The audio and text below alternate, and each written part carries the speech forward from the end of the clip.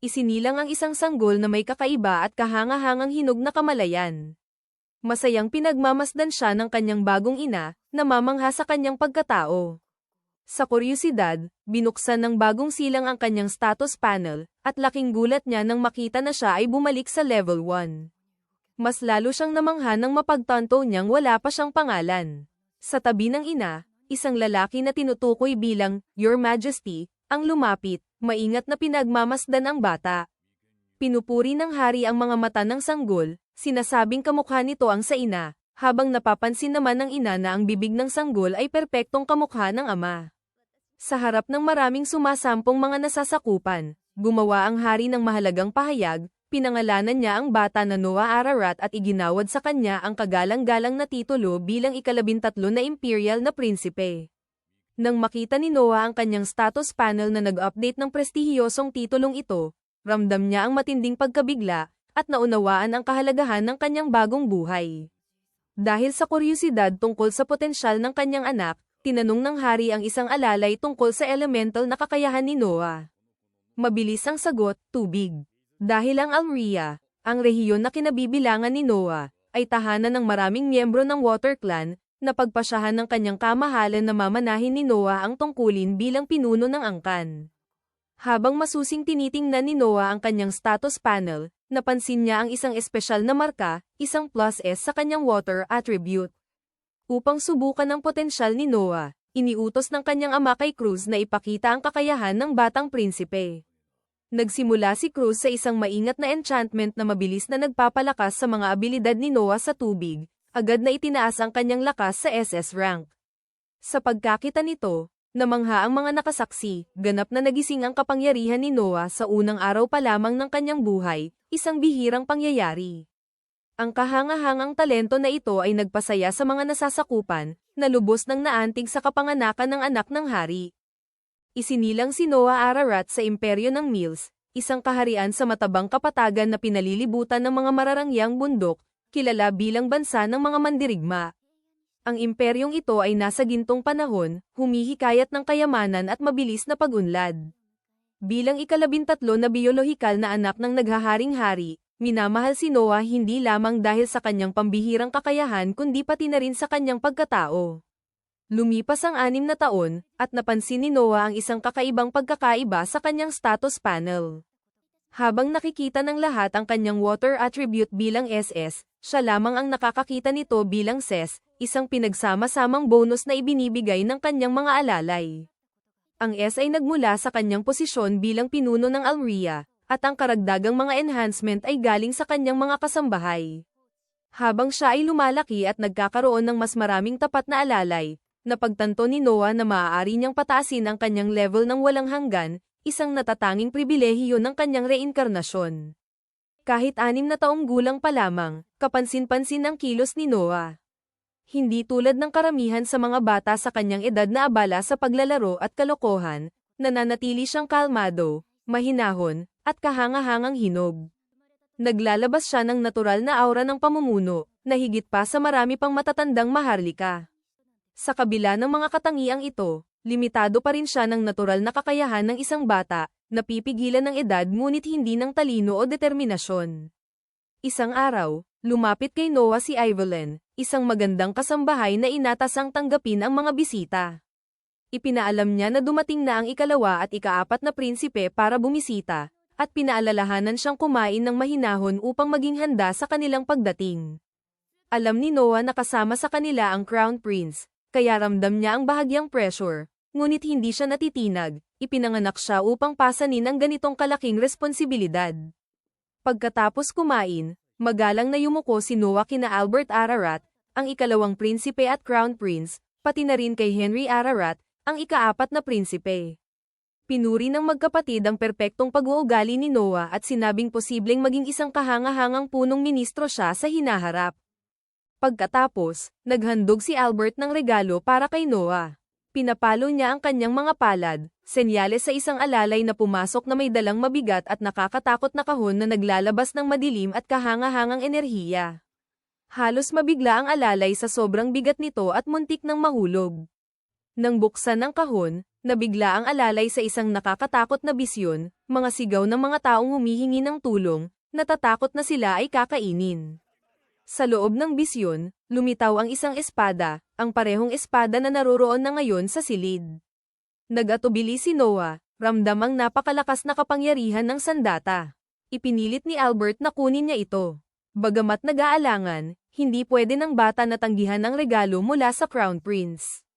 Nagpakatatag si Noah at hinawakan ng espada, na inihayag ni Albert bilang Leviathan, ang pinakamakapangyarihang water magic sword ng imperyo. Ipinaliwanag ni Albert na humigit kumulang 120 katao ang namatay sa pagtatangkang supulan ito, na nagdulot ng halo-halong paghanga at pangamba kay Noah. Gayunpaman, dahil sa kanyang SS rank na water attribute, ligtas niyang nagawang tiisin ang bigat at kapangyarihan ng espada. Bagamat bahagyang nagalit sa halos sadistikong pagsubok, nanatiling tahimik si Noah, batid ang panganib. Pinagmamasdan ni Henry ang pangyayari at nagtanong tungkol sa karunungan ng pagpapanatili ng isang napakapanganib na relikya sa isang bata. Tiniyak ni Albert na ang espada ay nararapat manatili sa isang karapat-dapat sa kapangyarihan nito, taglay ni Noah ang talento at potensyal upang magamit ito ng responsable. Noong gabing iyon, napansin ni Noah na tila may alalahanin si Zoe, isa sa kanyang mga kasambahay. Matapos ang paulit-ulit na pagtatanong, inihayag niya ang kanyang suliranin, isang kamakailang pagbaha ang winasak ang kanyang bayan, sinira ang mga pananim, at nag-iwan ng kanyang ina na walang trabaho. May ilang kamag-anak pa nga na nagmungkahi na magtrabaho siya sa isang bordelo upang matustusan ang pamilya. Nang marinig ito, agad na nakialam si Noah, at inalok ang ina ni Zoe ng trabaho sa mansyon na may sahod na 10 lins kada buwan, isang gawain na sobrang simple kaya siya ay namangha. Bukod dito, binigyan ni Noah si Zoe at ang kanyang ina ng isang ganap na kasangkapang bahay sa kanlurang bahagi ng lungsod. Lubos na nagpapasalamat, lumuhad si Zoe at umiyak habang nagpapasalamat. Napag-isipan ni Noah na kung magpapatuloy siyang magtrabaho sa bordelo, madudungisan ang kanyang titulo bilang ika-13 na prinsipe at inanunsyo niya na magsisilbi si Zoe bilang kanyang kasambahay habang buhay. Sunod, tinawag ni Noah ang kanyang butler na si Dylan, at inutusan siyang bumili ng maraming lupa hanggat maaari sa Dao, ang bayan ni Zoe na Binaha. Bagamat naguluhan si Dylan sa simula, ipinaliwanag ni Noah na gaya ng pagsagip nila sa tahanan ng pamilya ni Zoe, maaaring may ilang individual na subukang samantalahin ang mga pamilyang nahihirapan. Nagulat si Dylan sa talino at foresight ng bata at nagtanong tungkol sa pinagmulan ng pondo. Kinuwenta ni Noah na sakita mula sa buwis ng Almeria at mga congratulatory gifts mula sa emperador. Ang kabahayan ng ika-13 na Imperial Prince ay may humigit kumulang 500,000 lins, ngunit nangangailangan ng 700,000 lins ang proyekto sa Dao. Upang mapunan ang kakulangan, iniutos ni Noah ang pagbebenta ng lupa sa timog ng Imperial Capital. Sa kabila ng posibleng parusa sa pagbebenta ng regalo mula sa emperador, binigyang diin ni Noah na mas mahalaga ang kaligayahan ng mga tao kaysa sa personal na panganib, ipinapakita ang walang pag-iimbot na asal na inaasahan sa mga maharlika. Kinabukasan, pinangasiwaan ni Noah ang paghahanda para sa pagbili ng lupa habang nagtataka si Henry kung kinakailangan pang dalhin ang Leviathan. Ipinaliwanag ni Noah na bagamat nararamdaman niya ang kapangyarihan nito, hindi pa niya naitatag ang koneksyon sa espada, na ang kalooban nito ay kailangang tanggapin siya bilang Panginoon. Nagbabala si Henry sa panganib, ngunit matatag si Noah. Pagdating sa Dao, nasaksihan niya ang pinsalang dulot ng pagbaha, wasak na mga bahay, nabubulok na pananim, at mga pamilyang nawalan ng tirahan. Pinangunahan siya ni Zoe sa mga wasak na kalye habang iniutos ni Noah kay Dylan na bumili ng mga ari-arian base sa talaan ng gobyerno, inihanda ang posibleng komplikasyon. Pinanood ni Noah ang mga relief efforts ng imperyo, kabilang ang community soup line, ngunit nang tikman ng pagkain, natagpuan niyang hindi ito maaaring kainin, manipis, halos bulok na tubig na nagkukunwaring sopas. Sa pagharap dito, pinaalalahanan siya ng isang matandang lalaki na kahit papaano, may pagkain ang mga tao. Bago makasagot si Noah, dumating ang mga inspektor, pinamumunuan ni Gallo, isang tiwaling opisyal na lokal na nakangiti sa kabila ng mababang kalidad ng pagkain. Hinarap ni Noah si Gallo, inakusahan siya ng pandarambong at pagsasamantala sa paghihirap ng iba. Tumawa si Gallo at ipinagtanggol ang sarili, sinasabing karapat-dapat ang gantimpala para sa mga nagbibigay ng tulong sa oras ng kahirapan. Galit na galit, ginamit ni Noah ang kapangyarihan ng Leviathan. Tumugon ang espada, binalot siya ng malakas na agos ng tubig at binigyan ng lakas upang ipatupad ang katarungan. Pinugutan niya ng ulo si Gallo at nasaksihan ang Leviathan na lumikha ng malaking hukay, ikinagulat ang mga gwardya ng inspektor. Nang makilala siya, yumuko si Lord Rowan Green, kapitan ng mga kabalyero na namamahala sa Dao, bilang tanda ng paggalang. Ipinahayag ni Noah ang katiwalian at inutusan ang nararapat na parusa para sa lahat ng kasabwat. Sa huli, iniutos niya na muling lutuin ang community soup ayon sa pamantayan ng hari, nagdulot ng kagalakan sa mga gutom na mamamayan. Umabot sa kaalaman ni Albert ang ginawa ni Noah, at napagtanto niyang taglay ng kanyang nakababatang kapatid ang pambihirang talento, kahit napasunod niya ang isang raid dog ng madali. Kinabukasan, nakatanggap si Noah ng summon mula sa emperador. Pagpasok sa throne room, inaasahan niya ang parusa dahil sa pagbenta ng lupa sa timog, ngunit sa halip ay pinuri siya sa pagpigil sa pagsasamantala sa panahon ng pagbaha sa Dao. Kinilala ang kanyang mastery sa Leviathan, kaya nagpa siya si Cruz na higit pang subukin ang kanyang kapangyarihan. Pagkatapos nito, nag-update ang status panel ni Noah, ipinapakita ang kanyang water attribute sa SSS rank, na nagpapatunay sa kanyang walang kapantay na kakayahan. Labis ang kagalakan ng emperador, tiyak na magpapatuloy si Noah na magdala ng malaking benepisyo sa imperyo. Sa susunod na sandali, lumitaw sa tanawin ng ilang distrito ng imperyo ng Miles, ang politikal, kultural, at pang-ekonomiyang puso ng bansa, na kilala bilang pinakamaliwanag at pinakamayayamang lupain sa buong mundo. Sa Reed Street, ayon kay Eunice, makakakita si Noah ng isang pagtatanghal ng musika. Upang masakliyan ang ginawa ng master para sa kanyang bayan, nagboluntaryo si Zoe na samahan siya. Pumasok sila sa isang teatro sa mismong pagsisimula ng pagtatanghal, isang batang babae na may rosas na buhok at malungkot na tingin ang kumakanta tungkol sa kung paano ang pag-ibig ay maaaring maging sakit. Naalala ni Noah na ang pangalan ng mga awit ay Alicia. Bagamat baguhan pa ang kanyang teknik, nagustuhan niya ito, dama ang sinseridad sa tinig ng dalaga. Biglang sumugod ang isang grupo ng kalalakihan sa teatro, winasak ang lahat ng makikita nila. Ang kanilang leader, isang matipunong lalaking kalbo, ay iniutos kay Alicia na itigil ang pagkanta, sinasabing sa ganitong kita, hindi niya kailanman mababayaran ang utang na iniwan ng kanyang ama. Ipinrotesta ng dalaga na ito lamang ang paraan upang mabayaran niya ang utang. Tumugon ang lalaki na bawat babae ay may tiyak na paraan ng pagkita ng pera, at malinaw ang kahulugan nito. Sa gitna ng kaguluhan, matinong tumayo si Noah at binanggit ang isang artikulo ng Batas Imperial, na nagsasabing hindi maaaring pasanin ang mga bata sa utang ng kanilang magulang. Dagdag pa niya na ang pagpuwersa sa anak na babae at pag-curse sa kanya na ibenta ang kanyang katawan ay isang krimen. Nagalit ang lalaki at nagbanta, ngunit ginamit ni Noah ang kapangyarihan ng Leviathan upang supulan ang malupit na lalaki at ang kanyang mga tauhan. Nang maunawaan ng kalbo na siya ay mapapahamak kung magpapatuloy, tumakas siya, nangakong babalik. Tahimik ang madla nang mapagtanto nilang nakatayo sila sa harap ng isang prinsipe ng imperyo. Sinabi ni Noah na nagustuhan niya ang pagkanta ng dalaga at tinanong ang tungkol sa kanyang buwanang gastusin. Nahihiya, ipinaliwanag niya na kailangan niyang bayaran ang medikal na pangangalaga ng kanyang ina. Binigyan siya ni Noah ng buwanang allowance na 25 lins, na nagbibigay daan sa kanya na kumanta ng malaya, at nangakong itataas pa ito habang siya ay umuunlad. Pagkatapos, bumalik ang prinsipe sa kanyang payak na tirahan, sinalubong ng mga tagapaglingkod na naglilinis ng kanyang sapatos. Tinanong niya kung sino ang nagdulot ng kaguluhan sa teatro. Ipinaliwanag ni Evelyn na sila ay kilalang iligal na nagpapautang sa lugar, classic na mga loan shark. Nang malaman kung sino ang kanilang hinarap, yumuko ang mga lalaki sa harap ng tarangkahan ng prinsipe bilang paghingi ng paumanhin, ngunit iniutos ni Noah sa mga katulong na paalisin sila.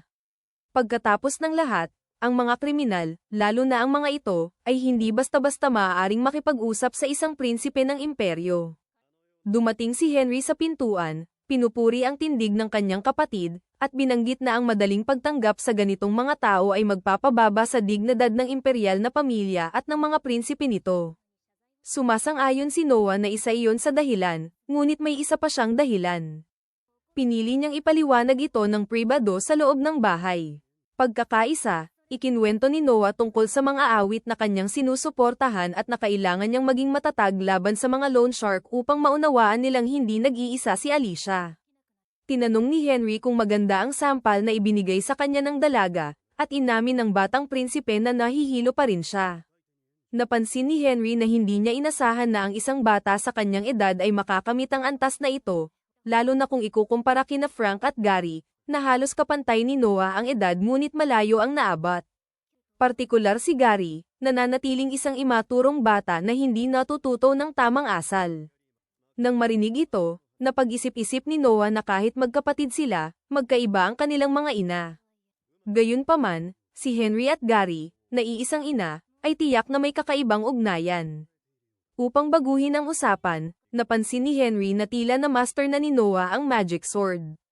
Sumagot si Noah na ito ay dahil sa kanyang kapatid, na nagturo sa kanya na may sariling kalooban ang Leviathan.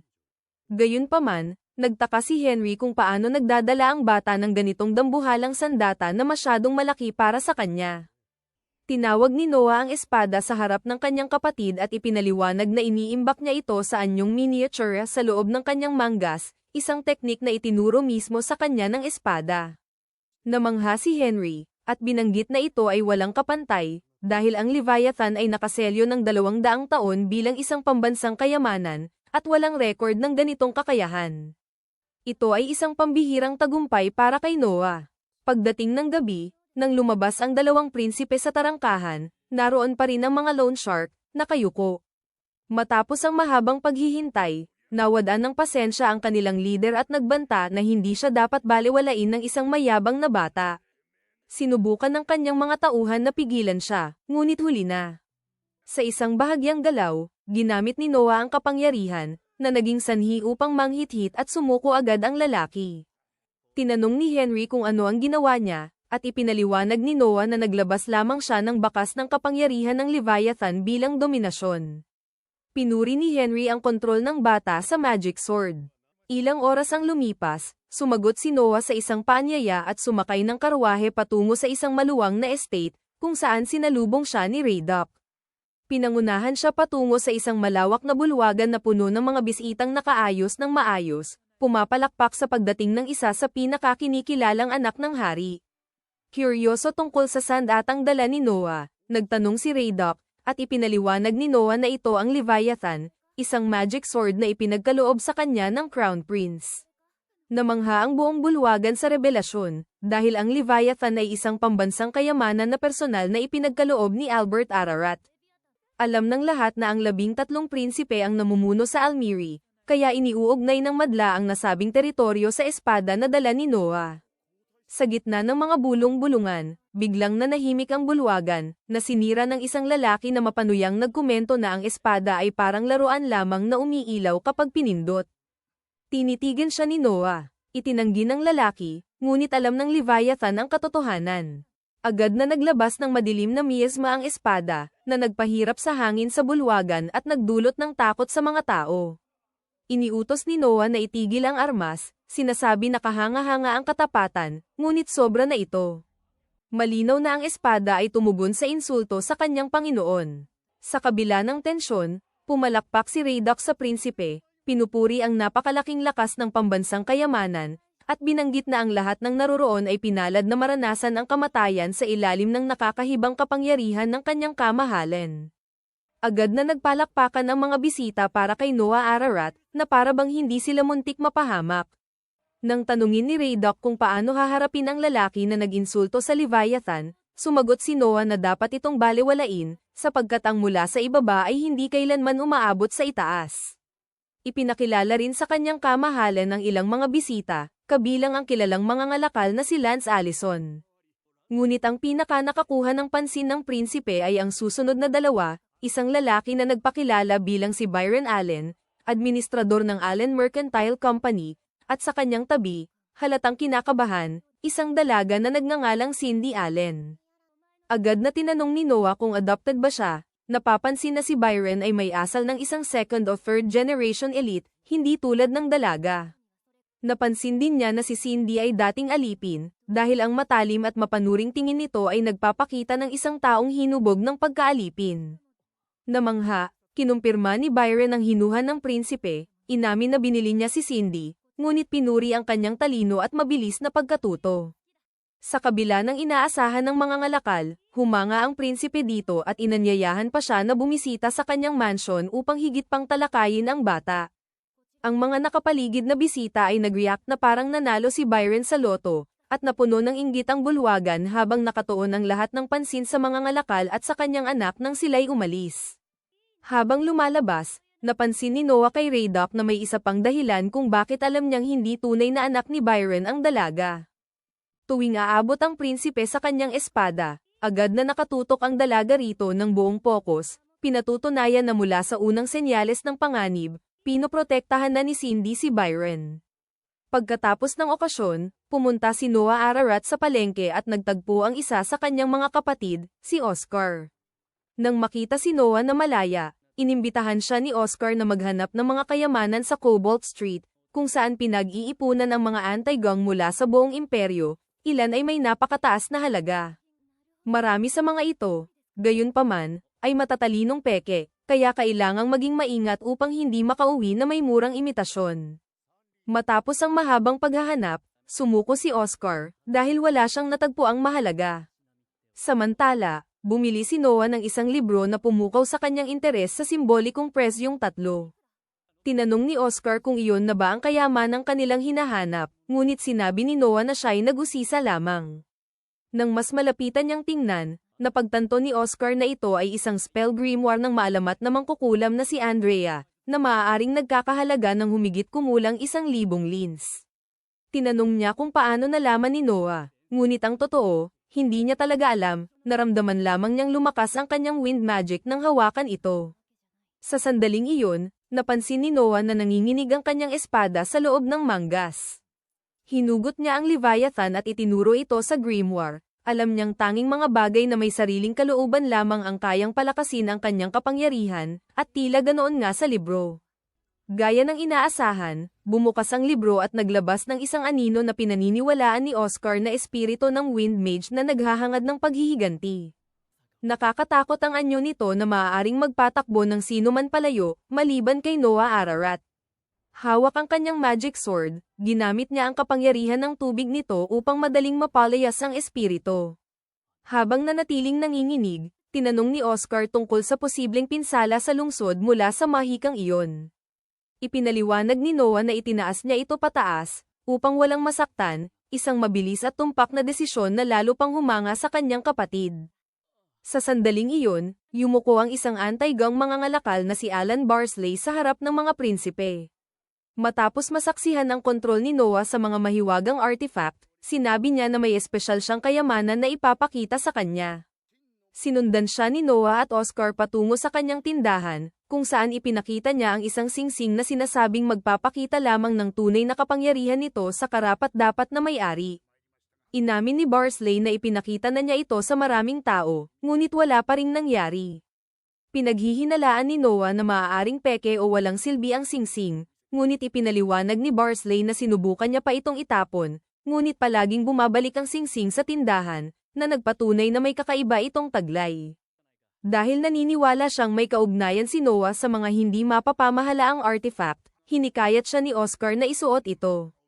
Nang gawin ni Noah, nagsimulang kumislap ang singsing at, sa tinig na siya lamang ang nakakarinig, ipinahayag ang pambihirang antas nito bilang SSS at kinilala si Noah bilang tunay nitong may-ari. Isang kulay abo na anyo ang kumalat sa katawan ng bata, bumubuo ng armor na walang dagdag na stat, ngunit umiiral bilang isang natatanging entity na may di mabilang na posibleng gamit. Nasiyahan, sinabi ni Noah na ipapadala niya ang bayad kay Alan, ngunit iginiit ni Oscar na siya ang magbabayad at magbibigay ng singsing, naniniwala na may espesyal sa kanyang kapatid na kailangang alagaan. Pagkatapos umalis sa tindahan ni Allen, sinamahan ni Oscar si Noah pauwi. Nang bumaba ang bata mula sa karwahe, umatake ang malaking kalbong loan shark, na naghintay ng tamang pagkakataon upang magbayad ng utang. Agad na tumugon si Noah, ginamit ang kapangyarihan ng singsing upang bumuo ng isang kalasag mula sa kakaibang material, pinipigilan ang paparating na suntok ng espada. Agad namang sinunggaban ng isa sa mga tagapaglingkod ni Noah ang pagkakataon, tinamba ang umaatake, at ikinulong siya. Tinanong ni Oscar kung paano nagawa ni Noah iyon, at ipinaliwanag ni Noah na inugnay niya ang singsing sa Leviathan, na kusang tumugon sa mapanganib na intensyon. Muli, namangha si Oscar kung gaano kabilis na master ng bata ang artifact. Pagkaraan, bumalik si Noah Ararat sa teatro kung saan niya unang nakilala si Alicia, ngayong naayos na ang loan shark. Naniniwala siya na sa wakas ay makakahanap na ng kapayapaan ang mga awit, tiyak na hindi na siya muling istorbohin ng lalaki. Ngunit malayo ito sa katotohanan. Dalawang lasing, halos wala ng malay dahil sa alak, ang umakyat sa entablado at nagsimulang mag-away para sa dalaga, tinitingnan siya na parang waitress na dapat maglingkod ng inumin habang malinaw na may ibang hangarin. Nang halos magsuntukan na sila, naglagay si Noah ng mahiwagang kalasag sa pagitan nila, at nang tumama sila rito, may basag na buto sa bawat kamay ng bawat isa. Hinugot niya ang kanyang espada, pinilas ang kanilang mga damit, at pinilit silang tumakas sa teatro na suot lamang ang kanilang panloob. Nang makita ang pagiging magulo ng mga costumer, iniutos ni Noah sa may-ari na ipagbawal ang ganitong mga lasing na pumasok. Nagdadalamhati ang may-ari, na sinasabi na halos sila ang buong madla na nagpapanatiling buhay sa lugar.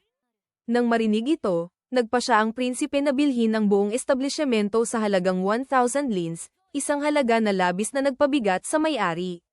Nagpasalamat si Alicia sa lahat ng ginawa niya at nagtanong kung paano niya maipapakita ang kanyang utang na loob.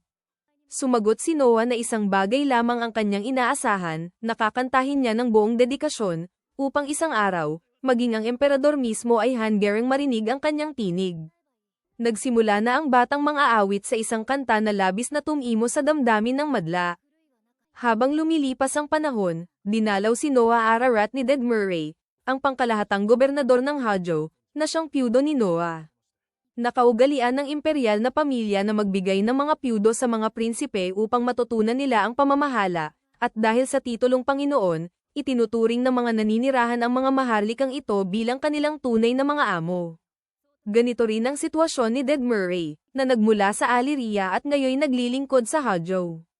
Sa bisa ng kautosang imperial, inatasan siya sa pagpigil sa pagbaha, ngunit bigo ang mga pagsisikap. Ang Hajjo ay isang matabang rehiyon ng butil na nasa tabi ng isang malaking ilog, may pangakong masaganang ani, ngunit madalas ding salante ng pag-apaw ng tubig. Ayon sa gobernador, ang ugat ng problema ay ang kakulangan ng pondong inilaan. Sa kabila ng utos ng emperador, patuloy na nagdadahilan ang ministry ng pananalapi sa halip na ilabas ang salaping kailangan upang maiwasan ang sakuna. Dahil hinihinala na niya ang dahilan, agad nagtungo ang batang maharlikang may pambihirang talino sa mansyon ng komisyoner ng pananalapi na si Mabry, na nooy payapang kumakain ng steak habang nagho-host ng isa sa mga anak ng emperador. Bago pa man ang lahat, binalaan siya ni Noah na huwag maliitin ang usapin na para bang hindi ito mauunawaan ng isang bata, dahilan upang mapagtanto ni Mabry na mali ang kanyang naging pagtataya. Napilitang ngumiti ng pilit, ipinaliwanag ni Mabry na labis na ikinalungkot ni Emperador Ararat ang mga pagbaha sa Hajjo kaya't pinalaya niya ang piyudo sa pagbabayad ng buwis sa buong taon, at ang naging kawalan ng kita ang dahilan kung bakit walang pondong mailaan. Agad na nagtanong si Noah kung nagbibiro ang komisyoner, na ikinagulat ni Mabry at Ded Murray dahil sa tapat at tuwirang pananalita niya. Iginiit ni Noah na tumigil ang pagbubuwis dahil wala nang maipon, isang awa mula sa korona, ngunit itinuring ng komisyoner ito bilang dahilan upang ipagkait ang tulong sa isang piyudo na nasa krisis. Sa ilalim ng presyon, binago ni Mabry ang kwento, na sinabing walang laman ang kaban dahil ginagamit ang pondo para itayo ang bagong tag-init na tirahan ni Emperador Ararat, isang mas malamig na lugar kaysa sa kabisera. Nang marinig ito, nawala ang pasensya ni Noah at inakusahan ang komisyoner ng pag-insulto sa Hajjo sa pamamagitan ng pagbibigay prioridad sa isang bakasyon ng estate kaysa sa isang binahang piyudo. Nanganganib siyang dalhin ang usapin mismo sa emperador. Nagpanik si Mabry, lumuhod, at nagmakaawa ng kapatawaran. Pumayag si Noah na isantabi ang isyu sa kondisyon na agad ipadala ang budget sa Hajjo. Nagmadaling sundin ni Mabry ang utos, na ikinagulat ni Ded Murray na isang batang lalaki lang ang nagpilit sa isang makapangyarihang opisyal na lumuhod nang hindi umatras kahit isang pulgada. Humingi ng paumanhin ang gobernador sa pag-abala sa prinsipe at umalis upang tugunan ang mga baha gamit ang bagong inilabas na pondo. Habang umaalis si Ded Murray, nakatanggap si Noah ng imbitasyon mula kay Emperador Ararat. Sumagot siya sa tawag at pinuri ng kanyang ama sa paglutas ng sitwasyon sa Hajou. Nagulat si Noah na alam na ng emperador, lalo't bagong-bago pa lang ang pangyayari, at ipinaliwanag ng emperador na ang impormasyon ay isang sandata na dapat patuloy na hasain ng kanyang anak. Sumagot si Noah na ginawa lamang niya ang natural niyang nararapat gawin. Sumagot si Emperador Ararat na ang paggawa ng natural ay ang pinakamahirap na gawain sa lahat. Marami ang mahusay magsalita at magpuri, ngunit iilan lamang ang kayang gawing tunay na simple ang isang bagay na simple. Ilagay ang kamay sa ulo ng kanyang anak, ipinahayag niya ang paghanga sa batang 6 na taong gulang pa lamang. Nang utusan siyang tumayo, napansin ni Noah na ang espada na Leviathan ay lumiit upang umangkop sa kanyang tangkad. Napagtanto niya na ang kanyang sariling mansyon ay bahagi rin ng network ng impormasyon ng emperador. Pinuri siya ng kanyang ama sa kakayahang kontrolin ng isang mahiwagang espada na may madilim na kasaysayan, na nagpapaalala kay Noah sa gala kung saan na-provoke ang Leviathan, na nagpakawala ng Macabrasma na muntik ng ikapos ang lahat. Gayunpaman, nagpa siya ang emperador na dapat magkaroon si Noah ng tamang instruktor upang ligtas na magamit ang espada. Tinawag niya si Damian Noble, ang pinakamahusay na espadachin ng imperyo, upang sanayin ang batang prinsipe. Sa gulat ni Noah, humiling si Damian ng isang duelo. Paalalahanan siya ni Emperador Ararat na bata pa ang kanyang anak, ngunit ipinaliwanag ni Damian na nais niyang husgahan ang talento, hindi ang teknik. Nang payagan, namangha si Noah sa bilis ng pamamaraan ni Damian upang kumbinsihin ang emperador. Sinabi ni Damian kay Noah na umatake ayon sa gusto niya, at agad na umatake ang bata. Sa sandaling iyon, bumalik sa loob ng Leviathan ang alaala ng mga dating nagmamay-ari nito. Matapos ang ilang palitan, pinamangha ni Noah ang lahat nang maalis niya ang sandata ni Damian. Inaasahan niya ang ganitong resulta mula sa isang mahiwagang espada na pinili siya, patunay na ang mga dating nagmana ng Leviathan ay pambihira. Nakakamangha, lumuhad si Damian Noble sa harap ng kanyang kagalang-galang na kamahalan at ipinahayag na wala na siyang ituturo pa sa bata. Bagaman taglay pa ni Noah ang lakas ng isang bata, ginamit niya ang purong teknik upang alisin ang sandata ng pinakamagaling na espadachin ng imperyo. Pinatunayan nito na taglay na ng prinsipe ang kakayahan ng isang maestro, at itinuring ni Damian Noble na mayabang ang akala niyang matuturo pa niya ang isang batang ganito. Nang marinig ito, tumawa si Emperador Ararat at itinalaga ang kanyang anak bilang punong tagasuri para sa taunang pagpili ng mga kabalyero ngayong taon. Namangha, yumuko si Noah sa harap ng pinuno at nangako na gagampanan ang tungkulin ng buong husay. Ang pagpili ng kabalyero ay isang malaking taunang kaganapan na kinabibilangan ng buong imperyo. Bilang isang bansa ng mga mandirigma, pinahahalagahan nito ang galing sa pakikipaglaban higit sa lahat, at itinuturing ang landas ng labanan bilang tanging paraan upang umangat. Ang mga nagwagi sa rehiyonal na paunang laban ay nagtitipon sa kabisera para sa isang nakamamatay na huling labanan, at ang mananaig ay makakamtan ng titulong kabalyero at makakapasok sa mataas na uri. Ang unang tungkulin ng isang kabalyero ay magsilbi sa tagapamahala ng pagpili, na ngayong taon ay si Noah Ararat. Ang pagkakaroon ng mga mahuhusay na kabalyero sa kanyang tabi ay tiyak na magpapatatag sa batang prinsipe. Tinanong ng emperador kung hahatulan ba ang mga kalahok base lamang sa lakas o pipiliin ang pinakamahusay sa kabuuan. Ipinahayag ni Noah na aalisin ang mga rehiyonal na paunang laban at ang buong pagpili ay gaganapin sa imperial na kabisera. Masyadong malawak ang imperyo upang subaybayan ang bawat rehiyonal na laban, at tumanggi siyang hayaang mawala ang natatanging talento. Pagkaraan, sa kanyang mansyon, habang inihahain sa kanya ni Zoe ang tsaa, tinanong ni Noah kung balak ng mga tao mula sa kanyang nayon na sumali sa pagpili ng kabalyero. Sumagot siya na oo, dahil ito ang tanging pagkakataon para sa mga karaniwang tao na umangat sa katayuan, kaya taon-taon ay nagpadala ang nayon ng kinatawan. Sinabi naman ni Noah kay Zoe na inalis na niya ang mga rehiyonal na paligsahan, kaya maaaring lumahok ang sino man nang hindi na dumadaan sa filter na iyon. Mukhang napawi ang alalahanin ni Zoe, ngunit may halong pag-aalinlangan. Nang pilitin siya ng kanyang Panginoon, inamin niya ang dahilan. Taon-taon ay isang kinatawan lamang ang ipinapadala ng Daud dahil magastos ang paglalakbay at pananatili sa kabisera. Ang nag-iisang kandidato ay umaasa sa donasyon ng mga taga-nayon, dahil dala niya ang pag-asa ng buong nayon, kaya't nagkakaisa ang buong bayan upang suportahan siya. Nang marinig ito, sinabi ni Noah na balak din niyang alisin ang hadlang na iyon, dahil layunin niyang masuri ang lahat ng posibleng talento nang walang nalalampasan. Nagpasya siyang sagutin ang lahat ng gastos para sa mga kandidato. Namangha si Zoe at nagbabala na magiging magastos ito, ngunit sumagot si Noah na hindi na kailangang magsimula mula sa wala. Tinawag niya si Dylan at inutusan siyang bilhin ang lahat ng bakanteng bahay sa imperial na kabisera. Kung hindi pa rin ito sapat, inutusan ng bata ang butler na magtayo ng mga dormitoryo. Pinag-utos din ni Noah kay Dylan na kontakin ang lahat ng negosyanteng kakilala niya at ipaalam ang pagpupulong sa prinsipe upang ayusin ang pagkain para sa mga kandidato. Pagkaraan, nang makipagkita kay Byron Allen at suriin ang inaasahang gastos sa pagkain para sa mga pagsusulit, napansin ni Noah na mas mababa ang kabuuang halaga kaysa sa inaasahan. Ipinaliwanag ng mga ngalakal na nag-alok siya ng espesyal na presyo dahil ang kahilingan ay nagmula sa ika-13 prinsipe. Tuwirang sinabi ni Noah na ang ganitong diskwento ay hindi ibinibigay ng kusa, na ikinahihiya ni Byron Allen dahil mali ang kanyang pagtataya sa Panginoon dahil sa edad nito. Gayunpaman, ipinaalam ng mga ngalakal na kasabay ng pagpili ng kabalyero, magkakaroon din ng pagsusulit para kumuha ng mga tagapaglingkod sa palasyo, at nais niyang malaman ang mga ugali ng mga matagumpay na kandidato. Ipinagpalagay ni Noah na balak ni Byron Allen na magpadala ng babae sa palasyo, sumagot siya na ang pagkakaroon ng isang tao doon sa ilalim ng kontrol ng isang mga ngalakal ay magbibigay ng mabilis na akses sa impormasyon, at mas malaki pa ang benepisyo kung inutusan ni Emperador Ararat ang babaeng iyon na magpalipas ng gabi kasama niya. Ang labis na pahayag ay nagpaiyak sa mga ngalakal sa takot.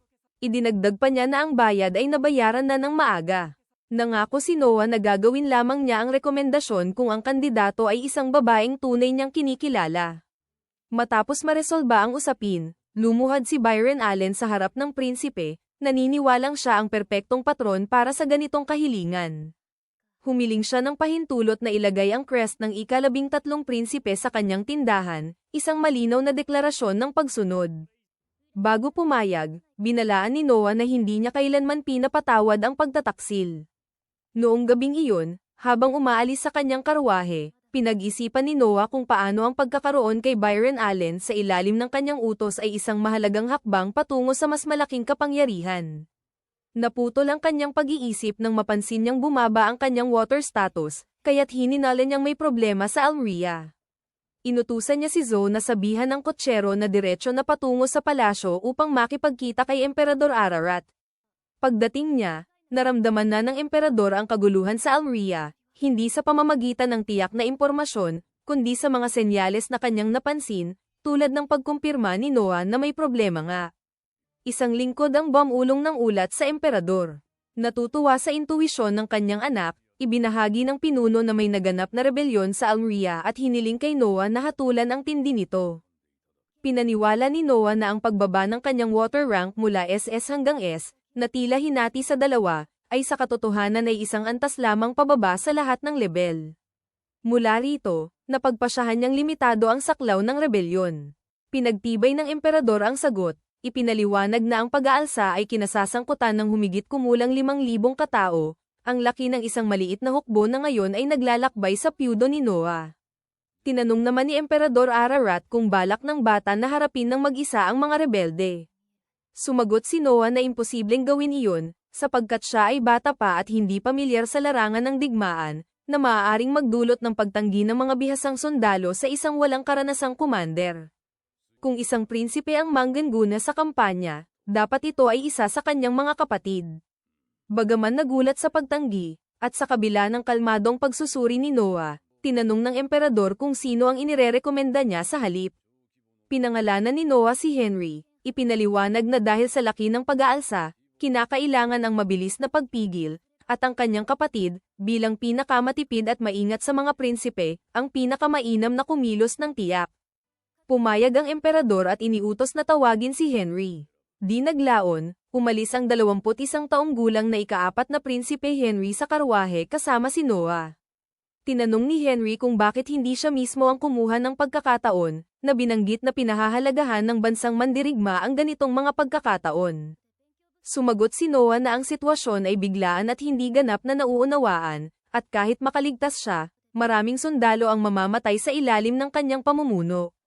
Sa sandaling iyon, naramdaman ni Noah ang isang presensya sa pamamagitan ng Leviathan at iniutos na huminto ang karwahe. Nakita niya ang sarili bilang tunay na target, kaya tumanggi siyang isali ang kanyang kapatid. Kaagad, pinalibutan sila ng mga nakahod at armado na kalalakihan, na bumuo ng patibong sa paligid gamit ang magic ng tubig. Nakilala ni Noah ang mga ito bilang mga rebelde mula sa Almeria. Isang umaatake ang nagtangkang lapitan siya, ngunit agad na tinamba ng espada ni Noah sa isang hampas. Gayunpaman, ang natitirang mga umaatake ay sumugod sa ika-13 prinsipe, na nagpasimula ng buong labanan na madaling hinawakan ni Noah Ararat. Sa paggamit ng Leviathan, napigil niya ang bawat kalaban hanggang sa huling isa ay bumagsak. Pagkatapos nito, pinuri ni Henry kung gaano kabilis ang paglago ng kanyang kapatid sa maikling panahon. Napansin niya na ang puwersa ng mga rebelde ay sinasabing pangunahing binubuo ng kabalyero at hindi niya inaasahan ang mga mandirigmang tulad ng mga ito. Nagtaka naman si Henry kung mas matalino sanang kumuha ng impormasyon mula sa mga umaatake. Ipinaliwanag ni Noah na wala siyang pumatay sa kanila, sa halip ay iniwan niya silang walang malay.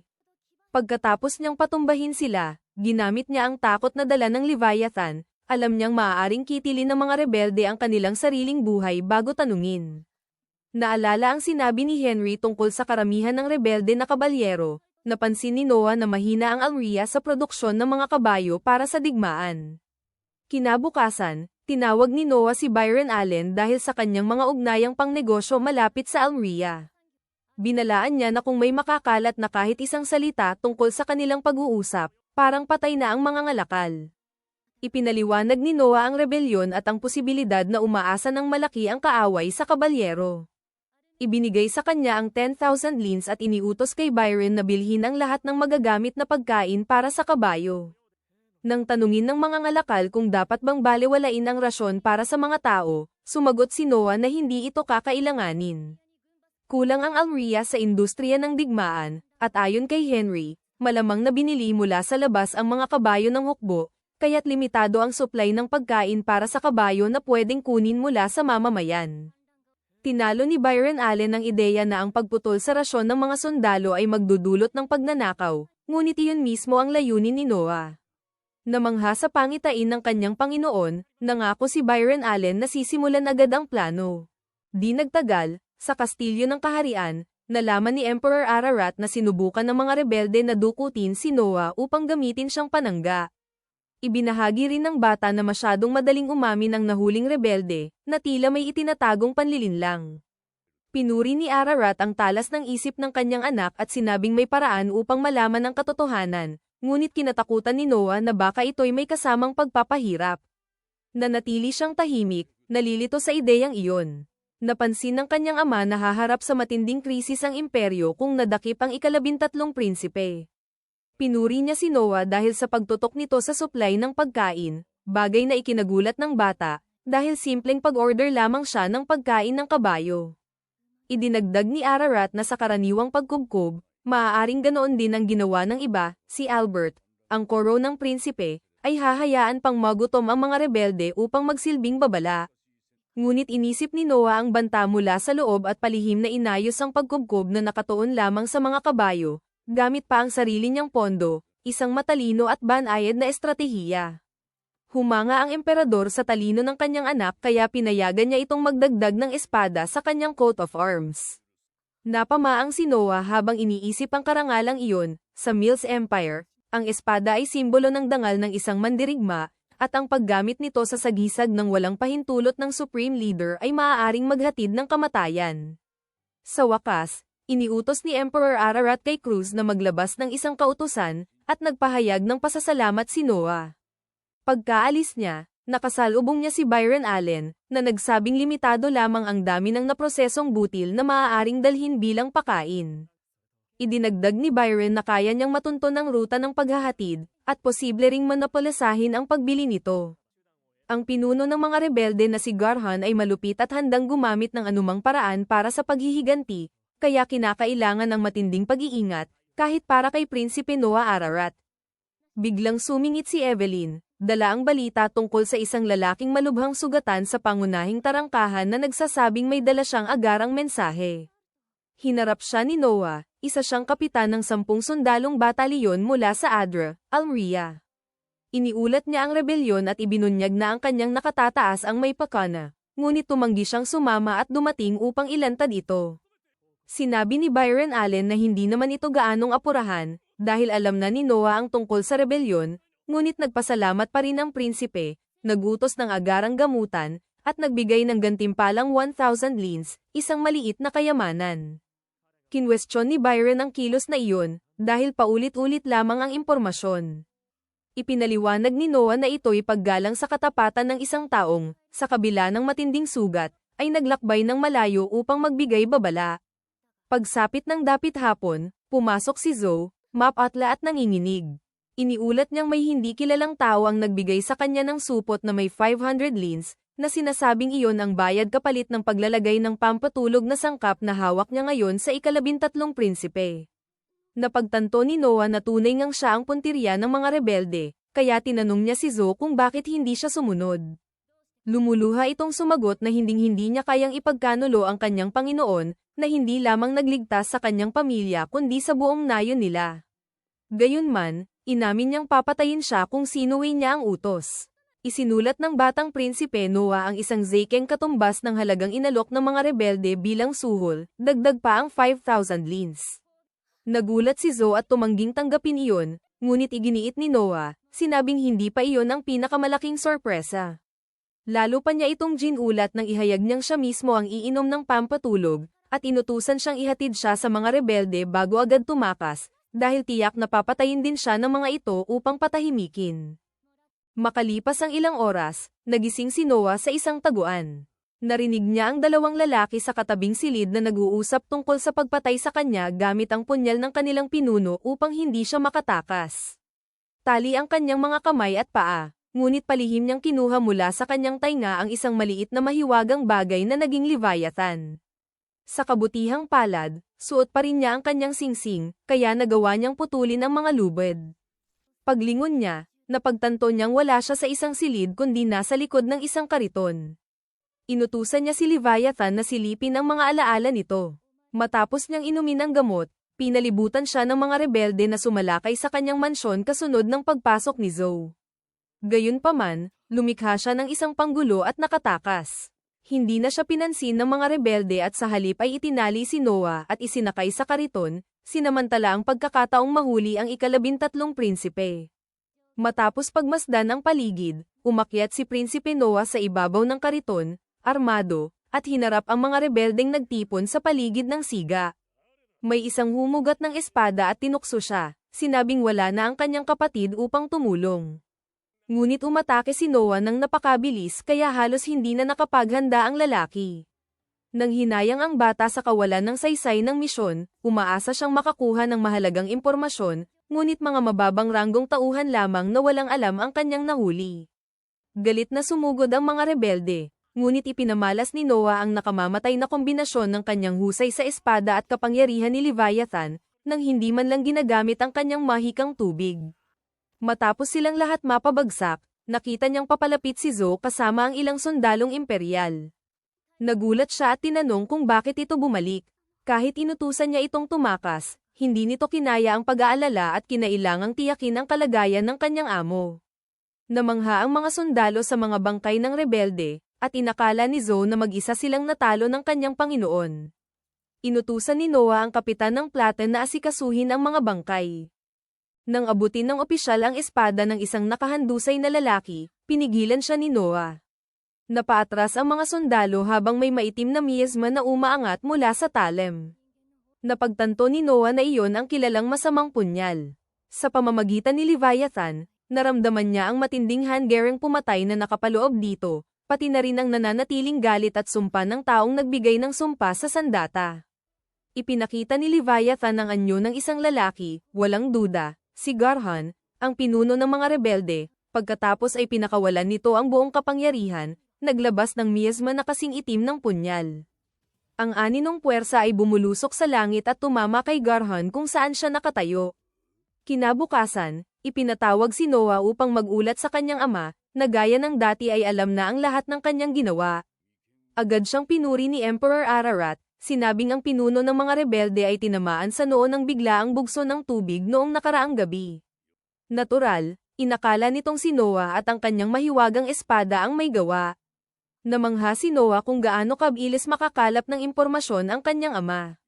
Sa sarili, naalala niyang ginamit niya ang natitirang galit at sumpa sa punyal bilang pananda, ginabayan ng malayo ang pag-atake ni Leviathan patungo sa may-ari nito at direktang tinamaan si Garhan. Nang mawala ang kanilang pinuno, gumuho ang mga rebelde ng Almeria at madaling nasupil ng ikaapat na prinsipe ng imperyo, si Henry. Pagkatapos ng labanan, karamihan sa mga kasabwat ay nahuli. Sa silid trono na puno ng mga maharlika, iniutos ng emperador na ihanda ang mga baka at kabayo, at idineklara na ang mga pamilya ng mga may sala ay pagpuputol-putulin ang mga katawan. Nagpahayag ng pagsang-ayon ang mga maharlika. Humingi ng pahintulot magsalita si Noah, na ikinagulat ng korte nang tutulan niya ang hatol. Sa mahigpit na tingin, hiniling ni Emperor Ararat ang kanyang paliwanag. Sumagot si Noah na ang parusa ay dapat sumunod sa batas ng imperyo, ang pinuno ng mga taksil ay pupugutan ng ulo, ang mga kamag-anak hanggang ikatlong antas at mga kasabwat ay bibitayin, at ang iba ay pupugutan ayon sa antas ng kanilang pagkakasangkot. Naiintindihan ni Noah na kung lalabag ang kanyang ama sa batas, magdudulot ito ng kaguluhan sa buong imperyo, kaya pinayuhan niya itong muling pag-isipan. Pagkatapos ng maikling katahimikan, inamin ni Emperor Ararat na tama ang kanyang anak at nagpasalamat sa kanya sa pagsasalita. Gayunpaman, tumanggi siyang magpatawad ng maluwag. Idineklara ang pinakamabigat na parusa na pinapayagan ng batas, at inutusan si Prime Minister Noishill na ipatupad ito. Namangha ang korte sa pakikialam ng ika-13 prinsipe, at lalo pang lumalim ang paghanga ng mga tao kay Noah Ararat, ang batang henyo. Napagtanto ni Ararat na iniligtas siya ng kanyang anak mula sa isang mantsa sa kasaysayan at iginawad sa kanya ang bagong titulo. Maaaring nagsalita ang sinumang prinsipe, ngunit si Noah lamang ang natatanging nag-abayan ng kanyang ama patungo sa katarungan. Upang makilala ng mundo ang kanyang karunungan, iginawad ng emperador sa kanya ang titulong sage, isang karangalang hindi pangkaraniwan sa royalty. Nagpakita rin siya ng panghihinayang na sana ay mas maagang ipinanganak si Noah. Pinuri ng korte ang Imperial Prince Noah, the Sage, habang kumakalat ang balita tungkol sa nalalapit na pagpili ng mga kabalyero.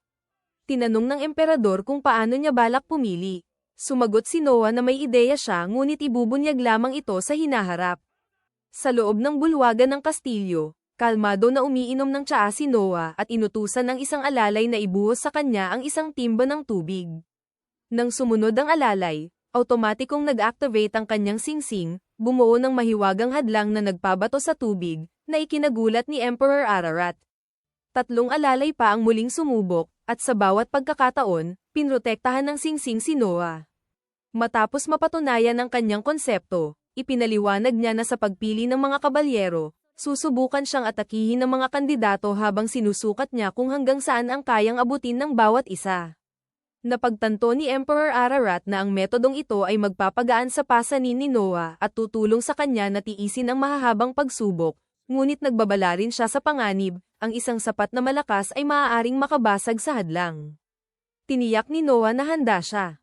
Dahil nagtitiwala sa paghuhusga ng kanyang anak, hindi na tumutol ang emperador at pinuri ang talino ng bagong sage. Mamaya, sa isang liblib na bahagi ng palasyo, binanggit ni Prime Minister Noishill na ang hayagang pagsabi na sana ay mas maagang ipinanganak si Noah ay mapanganib. Hindi sumang-ayon si Ararat. Hindi lamang nagbigay si Noah ng matalinong payo kundi natalo pa ang isang pinuno ng rebelde nang hindi man lang pumasok sa labanan, isang di pangkaraniwang tagumpay. Bukod pa rito, napatunayan na ang kanyang mahiwagang espada ay may nakakatakot na kapangyarihan. Sa harap ng hagdan, iniutos ni Emperor Ararat kay Cruz na kunin ang kabaong na nakapatong sa itaas. Ayon sa alamat, ang tunay na selyo ni Leviathan ay hindi dapat sirain, ngunit marahil ay kayang baguhin ni Noah ang kapalarang iyon. Habang lumilipas ang panahon, sa wakas ay dumating ang pinakahihintay na araw, ang engranding pagpili ng mga bagong kabalyero ng Mills Empire. Sa sinaunang wika, ang Mills ay nangangahulugang mandirigma, Patunay kung gaano nila pinahahalagahan ang husay sa pakikidigma. Dahil ang galing sa armas lamang ang daan para umangat sa buhay sa sariling kakayahan, taon-taon ay dinudumog ito ng napakaraming tao. Ngunit kakaiba ang taon na ito. Isang prinsipe ng imperyo ang nagsisilbing pinuno ng pagpili, isang bagay na hindi pa kailanman nangyari. Dahil dito, mas lalo pang dumami ang nagtipon upang makita ng personal si Noah Ararat. Nang tawagin ang susunod na kalahok, agad siyang sumugod at umatake gamit ang espada. Habang kalmadong umiinom ng tsaa, hindi man lang natinag si Noah habang bumuo ng harang ang kanyang mahiwagang kagamitan. Kahit ilang ulit pa siyang hampasin, nananatiling matatag ang kalasag. Sa huli, ang espada ng umaatake ang nabasag. Mula sa malayo, napansin ni Cruz na mas masigla ang seleksyon ngayong taon kaysa dati. Ngunit para kay Emperor Ararat, resulta lamang ang mahalaga. Ang araw na ito ay para pumili ng mga kabalyero, at sabik siyang makita kung sino ang pipiliin ng kanyang anak. Sumunod, isang kalahok ang nagpakawala ng salamangkang apoy patungo sa prinsipe. Nilamon ng apoy ang bata kaya napakapit ang mga tao sa kaba. Ngunit sa kabila ng matinding pagsisikap ng salamangkero, isa pang mahiwagang harang ang nagprotekta sa batang henyo, at nanatili siyang walang pinsala. Habang papalubog ang araw, napagtanto ni Noah Ararat na wala pang tunay na namumukod tangi, at unti-unting sumisingit ang kanyang pag-aalala. Nagtapos ang pagsubok ngayong araw sa huling kalahok, isang mandirigmang nakasuot ng buong baluti na pilit pinapakalma ang sarili sa mabagal na paghinga. Maya-maya, sumugod siya kay Noah Ararat. Sa pagkakataong ito, tumagos ang kanyang talam sa harang ng singsing. Determinadong wasakin ito, lalo pa siyang dumidiin, binibiyak ang kalasag hanggang sa mabasag ito sa pira-piraso. Dahil sa lakas ng atake, nasugatan niya ang braso ng prinsipe, at agad na sumugod ang dalawang gwardya upang dakpin siya. Iniutos ni Noah na pakawalan siya at tinanong ang kanyang pangalan. Nakayuko at umaasang mapaparusahan ng mabigat, nagpakilala siya bilang Shirley Grants. Sa gulat ng lahat, agad siyang idineklara ng prinsipe na pasado. Kalaunan, personal siyang binisita ng batang pantas sa kanyang bahay at tinanong kung kanya ang magandang baluti. Sinabi ni Shirley na ito ay pamana ng kanilang pamilya, ipinasa sa maraming henerasyon. Pagkatapos, inamin niyang hindi niya maintindihan kung bakit siya pumasa matapos ang ganoong kalaking pagkakamali.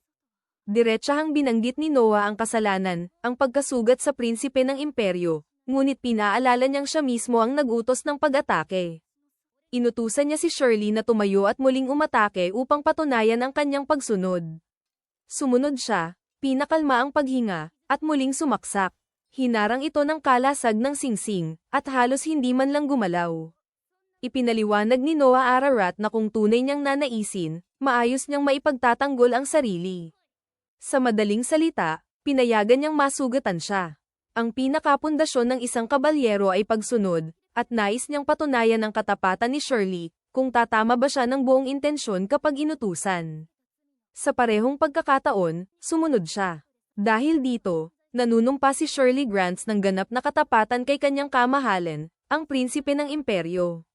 Naaliw sa kanyang matigas na pagbati, tiningnan ni Noah Ararat ang kanyang katayuan at napansin na pinakamalaki ang pag-angat ng kanyang kakayahan. Sa sandaling iyon, pumasok si Zoe kasama si Guto Chloe, ang manggagamot ng korte na nakatalaga upang suriin si Noah. Natagpuan niya itong labis ngunit naintindihan ang kanilang pag-aalala. Pagkatapos ng pagsusuri, kinumpirma ng doktor na ang sugat ay hindi tumama sa buto o litid. Napansin ang paghanga ni Shirley, tinanong siya ni Noah kung bakit. Sinabi niya na wala silang doktor sa kanilang nayon, kaya hindi pa niya nakita kung paano gamutin ng ganito ang mga sugat. Nang tanungin kung paano nila inaalagaan ang may sakit, ipinaliwanag niya na ang matanda ay nagdarasal lamang at tinataboy ang karamdaman. Napansin ng doktor na karaniwan ng ganitong gawain sa mahihirap na nayon. Dahil mabilis ang pagsasanay ng manggagamot sa pamamagitan ng pag-aaprenta, iniutos ni Noah ang kanyang unang utos, dalhin ang pinakamatalinong mga bata mula sa kanyang nayon upang maging alagad ni Guto Chloe. Sasagutin niya ang lahat ng gastusin, upang balang araw ay maibalik nila ang serbisyo bilang mga manggagamot para sa kanilang komunidad. Gulat na gulat, yumuko ng malalim si Shirley Grants at nagpasalamat. Pinaalala siya ni Noah Ararat na ang isang kabalyero ay dapat sumunod sa tamang etiketa, hindi basta-basta yumuko ng maluwag. Kinabukasan, isinusuot ni Shirley ang kanyang baluti at lumabas sa kanyang bagong silid, kung saan nakita niya si Zoe sa pasilyo. Tinanong siya ni Zoe kung nakatulog siya ng maayos. Inamin ni Shirley na hindi, tila bago pa rin sa kanya ang silid. Dagdag pa niya na kahit ang mga silid ng mga lingkod dito ay marangya, isang bagay na bihira sa isang imperial na tahanan. Habang naglalakad, nadaanan nila ang ilang mga katulong na nagkakatuwaan tungkol sa kung sino ang magiging hinaharap na asawa ng kanilang Panginoon. Napansin ni Shirley Grants na 6 pa lamang ang batang prinsipe, ngunit pinaalalahanan siya ni Rihanna na ang ibang mga prinsipe ay nagpakasal bago umabot ng 15. Isang katulong ang nagmungkahi na ang tagapaglingkod ni Lady Alria, na mula sa nasasakupan ng prinsipe, ay magandang piliin. Sumang-ayon ang iba, maliban kay Zoe, na nagsabing hindi tama ang ganitong usapan. Malapit, napansin ng isa pang lingkod na pinatutunayan lamang nito ang kasikatan ng batang prinsipe. May mga kafe pa nga na binuksan malapit sa tahanan ni Noah Ararat dahil sa dami ng kababaihan na nagtitipon upang makita siya. Dagdag ni Rihanna na sinasabi rin ni Evelyn na wala ng ibang prinsipe na kasing mabait, at tinukso si Zoe, tinatanong kung gaano niya hinahangaan ang prinsipe, lalo na't kamakailan lang siyang nagsimulang mag-aral ng mahika upang higit na maprotektahan ang kanyang Panginoon. Nahihiya, iginiit ni Zoe na nais niya lamang na maglingkod ng mabuti, at pagkatapos ay lumakad palayo upang takasan ang kanilang pangungutya. Kalaunan, natanggap ni Noah Ararat ang taunang ulat ng pagpili ng mga kabalyero mula kay Rowan Green. Sinabi ng commander na ang mga bagong rekruto ay una sa kalidad, salamat sa sistema ng prinsipe, at labis ang pasasalamat ng kabalyerong hukbo sa kanilang talento. Gumawa si Noah ng formal na liham ng pasasalamat para sa lahat ng tumulong sa pag-organisa ng kaganapan, at pagkatapos ay inutusan ang kanyang kabalyero na samahan ang kanilang bisita palabas ng mansyon habang inihahanda ni Rowan Green ang kanyang kabayo. Yumuko si Shirley Grants at nagpasalamat sa kanya sa pagdating. Sa sandaling iyon, napagtanto ni Rowan Green kung bakit ipinadala ng prinsipe si Shirley Grants na samahan siya, upang ipakita sa bagong kabalyero kung paano kumikilos ang isang wastong tagapangalaga. Habang sasakay na siya sa kabayo upang umalis, nagbigay si Rowan ng isang payo mula sa isang veterano, sa paglilingkod sa isang dakilang tao, hindi mahalaga ang pagkakamali, ang pagkawala ng pagsisikap lamang ang dapat ikabahala. Sa gabing iyon, nag-host si Noah Ararat ng isang piging sa kanyang mansyon, natampok ang mga awit na si Alichi. Dumalo si Byron Allen kasama ang kanyang anak na si Cindy, upang ipagdiwang ang tagumpay ng pagpili ng mga kabalyero. Sinabi ni Noah Ararat na ang handaan ay para sa lahat. Bukod dito, maraming bisita ang mga mangangalakal na konektado sa 13 prinsipe ng imperyo, kaya mahalaga ang pagpapalakas ng ugnayan. Nang matapos ni Alichi ang kanyang awit, pumalakpak si Noah, at sinundan siya ng buong bulwagan. Lumapit si Zoe na may liham na nakapangalan sa kanya. Bagamat kinakabahan, iniabot niya ito. Lumayo si Noah at binuksan ang liham. Walang nakalagay na pangalan ang nagpadala. Sinabi ng gwardya sa gate na tumakas agad ang tagapaghatid pagkatapos ay abot ang liham. Nag-aalala, nagtanong si Shirley Grants kung dapat ba siyang kumilos. Sa loob ng kanyang pabalat, nanginginig si Leviathan, ngunit sinabi ni Noah na ayos lang.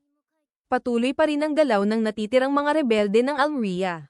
Naniniwala siya na ang nagpadala ng liham ay isang tagalubid na nangangalap ng impormasyon, malamang ang sundalong nagbabala sa kanila tungkol sa rebelyon.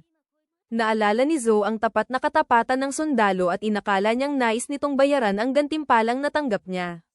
Ngunit binanggit ni Noah Ararat na maaari siyang mapatay kung mahuli habang gumaganap bilang tagahatid. Dahil nananatili pa sa Alria ang kanyang kapatid na si Henry, nagpadala ang pantas ng mensahe na itigil niya ang ginagawa. Kalaunan, dumating ang isa pang liham. Ayon sa inaasahan, nasaktan ng sundalo sa pamamaraan ng pagpapahirap. Nanatili siyang tahimik, at ang kanyang pagiging lihim ay nagdulot ng matinding kapinsalaan sa kanya. Nasagip siya ng tropa ni Henry, ngunit nananatili pa rin siyang walang malay. Itinuturing ni Noah na kanya ang pananagutan. Hindi sang-ayon sina Shirley Grants at Zoe, ngunit iginiit ng prinsipe na maiiwasan sana niya ito kung kumilos siya ng mas maaga, na inaalala ang aral ng kanyang ama na ang impormasyon ay isang sandata. Inutusan niya si Zoe na kontakin ng Alria at huwag magtipid, gamitin ang lahat ng doktor at gamot upang buhayin ang sundalo. Pagkatapos, napag-isipan ng bata na hindi sulit isakripisyo ang mga tapat na tao para sa isang ulat lamang. Di nagtagal, naglalakad si Noah Ararat sa mga kalye kasama ang kanyang kabalyero. Namamangha si Shirley sa masiglang pamilihan na hindi pa niya kailanman nakita. Tinanong niya ang layunin nito. Sinabi ni Noah na nais niyang bumili ng regalo para kay Henry, bilang pasasalamat sa pagpigil sa rebelyon at sa paghawak ng liham. Dumating sila sa tindahan ni Alan Bardsley. Ipinakita sa prinsipe ang mga bagong dating na paninda, mga pinong alahas na napakahalaga, na ikinabigla si Shirley sa kislap nito. Sa gitna ng karangyan, napansin ni Noah ang isang bagay na natatago sa ilalim ng telang pambalot. Nang tanggalin ito, lumitaw ang isang walang kapintasan na estatwang gawa sa salamin, nilikha ng isang bihasang alagad, isang bihirang piraso na iniwan ni Lindsay. Ayon kay Alan Bardsley, ang paraan ng paggawa nito ay nawala na, at dalawa na lamang ang natitirang estatwa ng Diyosang ito. Binayaran ni Noah Ararat ito ng 10,000, kasama ang bonus para sa paghahatid ng higit pa sa kanyang inaasahan. Biglang pumasok ang ikawalong prinsipe ng imperyo, si Oscar Ararat, nang marinig niyang naroroon ang kanyang kapatid. Nang makita niya ang estatwa, agad niyang nakilala ang gawa ni Lindsay. Pag-aari niya ang isa pang piraso, ang pangalawang estatwang binanggit ng mga ngalakal. Tahimik ang buong tindahan. Walang pag-aatubili, inangat ni Noah Ararat ang estatwa at inihagis sa sahig, na winasak ang napakahalagang salamin. Habang nakatungo sa gulat si Alan Bardsley, binigyan siya ni Noah ng karagdagang pera para sa abala at sinabi na ikalat ang balita na ang pangalawang estatwa ay simpleng nabasag. Pinuri ni Oscar ang talino ng bata. Dahil iisa na lamang ang natira, tataas ang halaga nito. Sinabi niya na ang ganitong pangitain ay kadalasang dumarating lamang kapag may sariling nasasakupan na ang isang tao. Pagkatapos, umalis ang ikawalong prinsipe. Kailangan pa rin ni Noah ng regalo para kay Henry. Nasa sabik sa kita, naghahanap si Alan Bardsley ng isa pang bagay na karapat-dapat sa pantas. Papunta na sa dapit hapon, matapos iwan ang tindahan, napansin ni Noah na tila balisa si Shirley Grants at tinanong kung ano ang problema. Inamin niya na ang paglilingkod sa kanya ay puno ng sorpresa. Kahit ngayong araw, bagamat naunawaan niya ang loika, nananatili itong isang kayamanang napakahalaga. Gayunpaman, nakikita ni Noah Ararat ang estatwa bilang isang bagay lamang, hindi isang tunay na kayamanan para sa prinsipe ng imperyo. Ang mga naglalagay ng kanilang buhay sa panganib para maghatid ng impormasyon, nagsisikap upang matugunan ang inaasahan, at nanunumpa ng katapatan kay Noah Ararat, ginagawa ang lahat upang maglingkod, iyan ang tunay na kayamanan. Isa si Shirley Grant sa kanila. Nang marinig ito, labis na naantig si Shirley at nanumpa siyang susunod sa kanyang Panginoon habang buhay. Para sa batang pantas, iniisip lamang niya ang pag-iipon ng mas maraming ganitong kayamanan hanggang sa araw na siya'y mamanahin sa trono. 6 na taon ang lumipas, naglalakad si Noah Ararat sa gitnang bulwagan ng mansyon. Yumuyuko ang mga katulong habang siya'y dumaraan. Kasama sina Shirley Grants at Zoe, patungo sa karwahe sa harap ng mansyon ang 13 prinsipe ng Mills. Mag-isang nakaupo si Noah sa hapag-almusal habang pinagsisilbihan siya ni Zoe, ngunit nakatuon ang pansin niya sa bagong katulong na si Jiggy, na abalang nakatanaw sa bintana. Tinanong niya kung may problema. Sumagot si Jiggy na hanggang ngayon, matapos ang 3 araw, tuloy-tuloy pa rin ang pila ng mga taong may dalang regalo para sa kaarawan niya. Naiintindihan ni Noah kung bakit siya naguguluhan, at sinabi ni Zoe na noong nakaraan, isang buong linggo dumating ang mga regalo. Nataranta si Jiggy sa narinig. Ipinaliwanag ni Noah na hindi niya maaaring tanggapin na lang basta ang lahat. Kailangan niyang isa-isahin at alista ang bawat regalo at ang nagpadala nito, isang trabahong mabigat at matrabaho. Kaya ipinagkatiwala niya ito sa isa sa pinakaasahang katulong, si Evelyn, kaya nakakapagpahinga siya ng kaunti. Pagkatapos kumain, nagtungo si Noah sa punong tanggapan ng Ministry of Military Affairs, dahil personal siyang inatasan ng emperador na magtrabaho roon. Pagdating niya, sinalubong siya ng ministro ng militar, ang ika-4 na prinsipe, si Henry, kasama ang isang kabalyero. Bago magsimula, sinabi ni Henry na nakatanggap sila ng utos imperial na magpadala ng hukbo sa pamumuno ni Knight Captain Reyes upang supulan ang rebelyon sa timog ng imperyo. Ang mga barbarong naghihimagsik ay sobra ang tiwala at malulupit, kaya balak nilang durugin ang mga ito gamit ang buong lakas ng hukbo. Ngunit nais muna ni Henry ang opinyon ni Noah bago kumilos. Makatwiran ang plano, kaya tumingin siya kay Reyes, direktang tauhan ni Henry at isang kabalyerong maraming beses nang napatunayang mahusay sa digmaan. Naniniwala si Noah na mapagkakatiwalaan siya sa misyon. Pero bago iyon, nagtanong siya kung ilang sundalo ba talaga ang isasama nito. Napawisan si Reyes at nag-atubiling sumagot. Naiinis si Henry at agad humingi ng paliwanag. Lumuhad si Reyes at humingi ng tawad, ngunit pinakalma siya ni Noah at sinabing hindi ito seryoso. Ipinaalala niya kay Henry na ang mga general ay tumatanggap ng pondo mula sa korte batay sa dami ng sundalong dala. May ilan na isinasama pati mga ngalakal at katulong sa talaan para lumaki ang pondo at may maibulsa sila. Muling nag-apologize si Reyes habang nagngangalit si Henry sa kanyang kasakiman, ngunit pinahupa sila ni Noah. Sinabi niyang karapatan ni Reyes na kumuha ng dagdag na tauhan para tumulong sa hukbo at maaari siyang kumuha ng maliit na bahagi mula sa pondo. Napagtanto rin ni Henry na kung maisasama ang mga disundalo, maaari nilang ay pakitang mas malaki ang hukbo at takutin ang kalaban. Pinuri niya si Noah sa pagtuklas sa pandaraya ng tauhan at kung paano pa ito makakatulong sa digmaan. Ngunit sinabi ni Noah na hindi nila magagamit ang paraang iyon ngayon, dahil iniutos ng emperador ang perpektong tagumpay at bawal magkamali. Tinanong niya si Reyes kung ilan ang naitalang disundalo. Sagot ng takot na kabalyero, humigit kumulang 2,000 ang naisama niya. Iniutos ni Noah na agad punan ni Reyes ang kulang at kumuha ng kapantay na bilang ng tunay na sundalo. Wala itong nagawa kundi sumunod. Pagkatapos, nagsulat si Noah ng liham para sa Ministry of Finance at ipinabigay iyon kay Reyes. Dahil dito, makatatanggap siya ng pondong katumbas ng 2,000 sundalo para sa iba't ibang gastusin, at maaari niyang angkinin ang halagang iyon. Nalito ang kapitan kung bakit siya binibigyan ng pera sa kabila ng katiwalian. Malamig na sagot ni Noah na kapalit ng dagdag na pondo, dapat niyang maghatid ng perpektong tagumpay.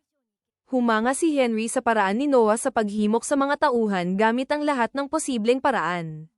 Habang pauwi sila, tinanong niya ang nakababatang kapatid kung nakaranas na ba ito ng digmaan. Umiling si Noah at sinilip ang kanyang stats, nasa level 1 pa rin dahil hindi pa siya lumalaban sa tunay na labanan.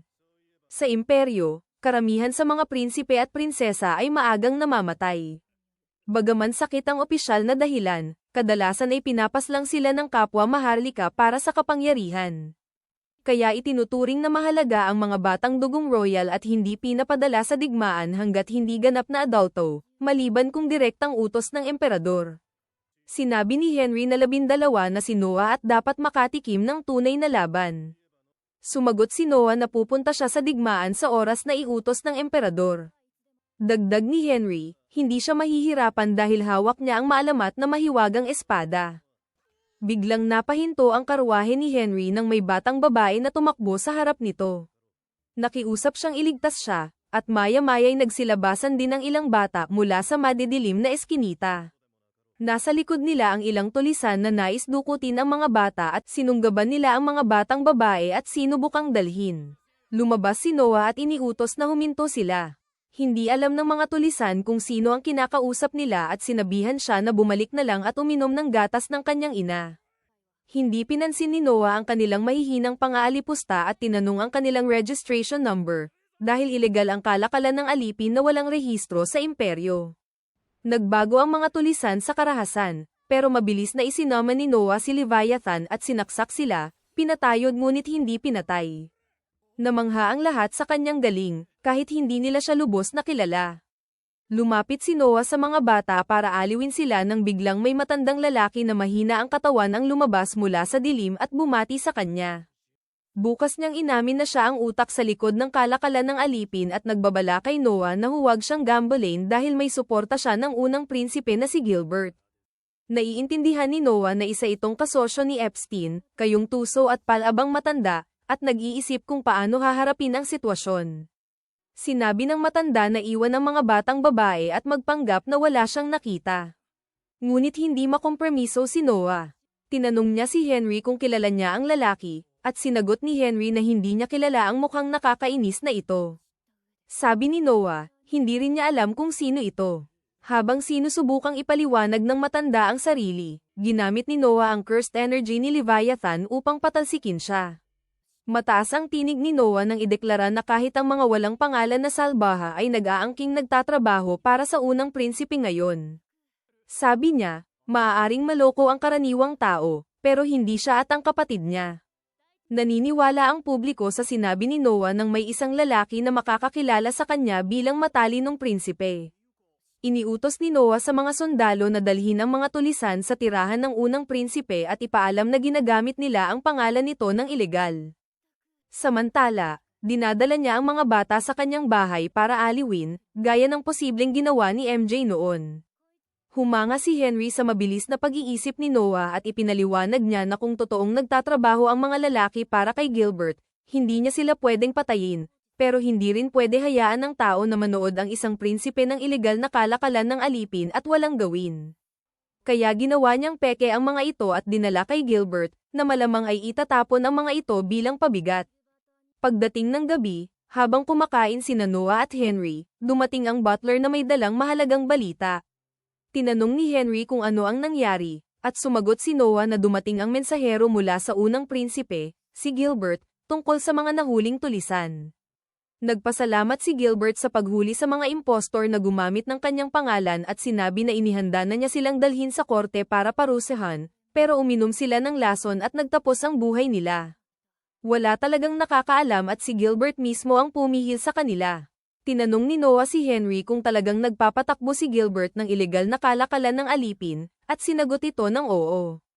Sinabi ni Henry na namumuhay si Gilbert sa marangyang paraan at nagsasayang ng pera ng walang kabuluhan, kaya tiyak may ilegal na negosyo siya. Hindi rin masisisi ni Noah ang nakatatandang kapatid sa pagsasayang ng pera, dahil kahit unang prinsipe, anak siya ng isang concubine at hindi kailanman magiging susunod na emperador. Naisip ni Noah na ang kalakalan ng alipin at mga pribadong ari-arian ni Gilbert ay takip lamang sa mas madilim at mapanganib na balak.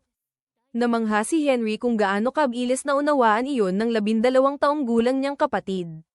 Kinabukasan, sinabi ni Noah sa mga batang iniligtas niya na inayos niya ang lahat at malaya na silang umuwi. Ngunit wala silang tahanan dahil sila mismo ay ipinagbili ng kanilang pamilya. Naiintindihan ni Noah na kung babalik sila, muling ipagbibili sila. Kaya, nagpasya siyang alagaan sila.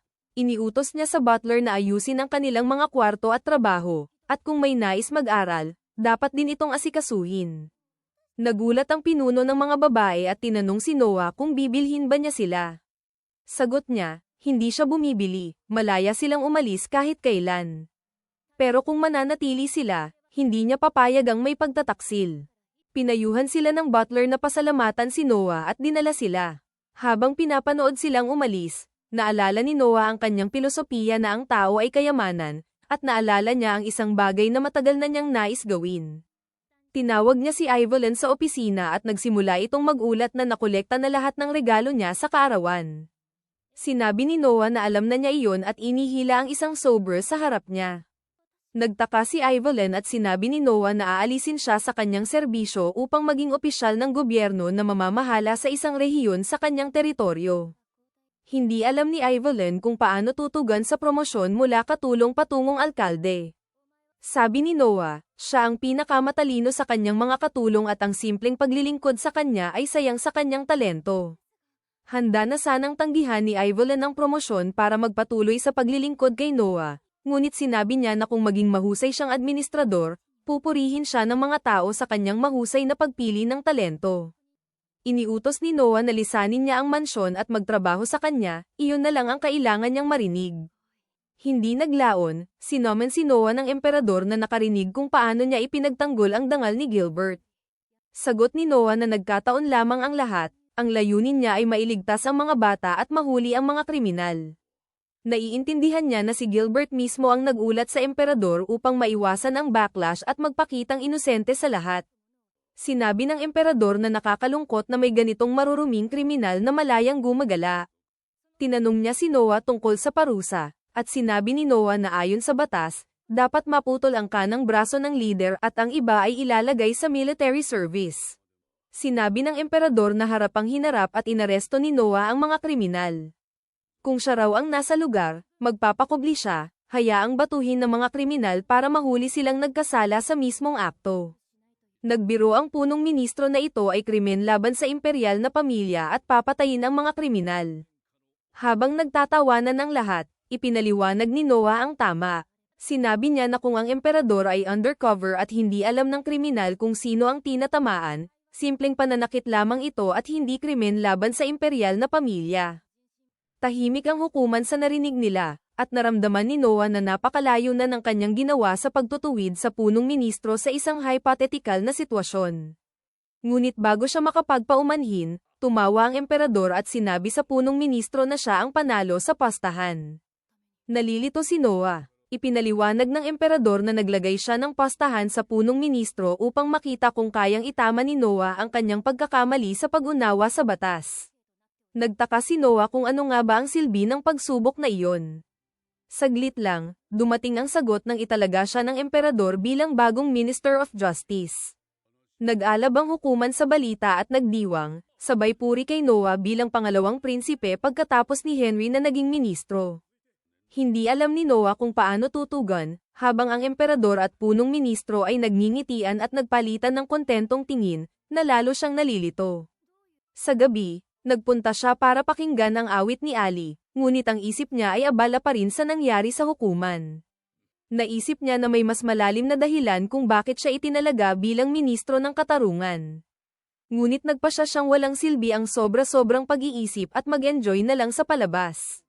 Samantala, nakatanggap ang emperador ng nakababahalang ulat mula sa punong ministro, at napagpasyahan niyang hayaang siya ang humawak nito dahil kailangan niyang asikasuhin ang mas mahalagang bagay na hindi na pwedeng ipagpaliban.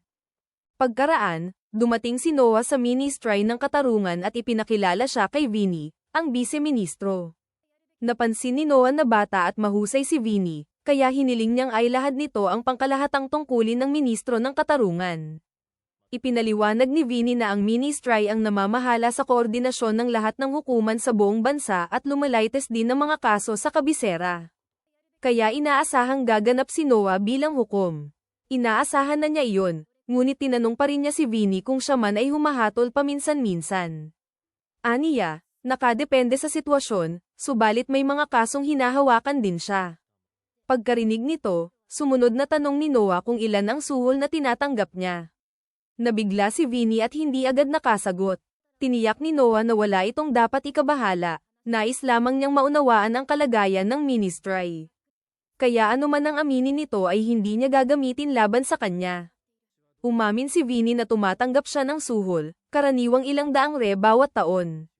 May personal siyang patakaran na hindi tumanggap ng ilang uri ng suhol, samantalang ang karamihan sa mga hukom ay walang ganitong limitasyon at nakatatanggap ng 10 ulit na mas marami. Naintrigue si Noah at tinanong kung ano ang patakarang iyon. Ipinaliwanag ni Vinny na hindi siya tumatanggap ng suhol sa mga kasong pagpatay. Hindi dahil tutol siya rito, kundi dahil madali siyang mabubunyag. Kapag pinalaya niya ang salarin, malalaman ng naulila na tumanggap siya ng suhol at maaaring gumanti. Kaya pinili niyang tanggapin lamang ang suhol sa mga kasong mababa ang panganib. Naunawaan ni Noah, kaya kumuha siya ng papel at sinulatan si Vinny ng tseke na nagkakahalaga ng 5,000 rene. Ipinaliwanag niya na kung 500 rene ang tinatanggap nitong suhol bawat taon, sapat na iyon para sa 10 taon. Mula ngayon, nais niyang itigil ni Vinny ang pagtanggap ng suhol. Namangha si Vinny sa loika ni Noah at naunawaan kung bakit tinagurian siyang matalinong prinsipe ng hari sa murang edad. Agad siyang nagpasya na maging tapat kay Noah. Sinabi niyang hindi niya kailangan ng pera, hihinto siya sa pagtanggap ng suhol at ang kapalit lamang ay makapaglingkod ng buong katapatan. Karaniwan ay magdududa si Noah sa lihim na motibo, ngunit nang tingnan niya ang kanyang status screen, nakita niyang nadagdagan ang kanyang lakas mula sa panunumpa ng katapatan ni Vinny. Ibig sabihin, tapat ang pahayag nito. Kalaunan, naghahapunan si Noah kasama si Oscar sa mansyon nito. Napansin ni Oscar ang bahagyang pagdududa ni Noah, ngunit tiniyak niyang pagdiriwang lamang iyon bilang pagbati sa pagkakahirang sa kanya bilang ministro ng katarungan. Pagkatapos ni Henry, siya ang ikalawang prinsipe na naging ministro. Pinahalagahan ni Noah ang handog, ngunit nanatili ang kanyang pag-aalinlangan. Si Henry ay naging ministro matapos supulan ng rebelyon, samantalang wala pa siyang pambihirang tagumpay upang igawad ang gayong titulo. Kaya inisip niyang may ibang balak ang emperador. Hinarap niya si Oscar at tinanong kung natatandaan nito ang kwento ng muntik nang bumagsak ang imperyo. Ayon sa kasaysayan, muntik nang bumagsak ang imperyo dahil sa dating batas na ang panganay na prinsipe lamang ang maaaring magmana ng trono. Bagamat tila karaniwan ito, nagdulot iyon ng kaguluhan sapagkat ang iba pang prinsipe, batid na wala silang pananagutan, ay nagpakasasa na lamang at nagwalang bahala. Hindi ito nauwi sa mabuti. Kaya nagpatupad ng bagong tuntunin, bawat prinsipe ay pagkakalooban ng natatanging biyaya sa pagsilang, at kung sino ang pinakamahusay sa pagtupad ng tungkulin ang hihirangyang koro ng prinsipe. Napagtanto ni Oscar ang ibig ipahiwatig ni Noah. Bigla siyang tumayo at nagtanong kung balak ba talaga ng emperador na gawing koro ng prinsipe si Noah. Hindi tiyak si Noah, ngunit posible ito.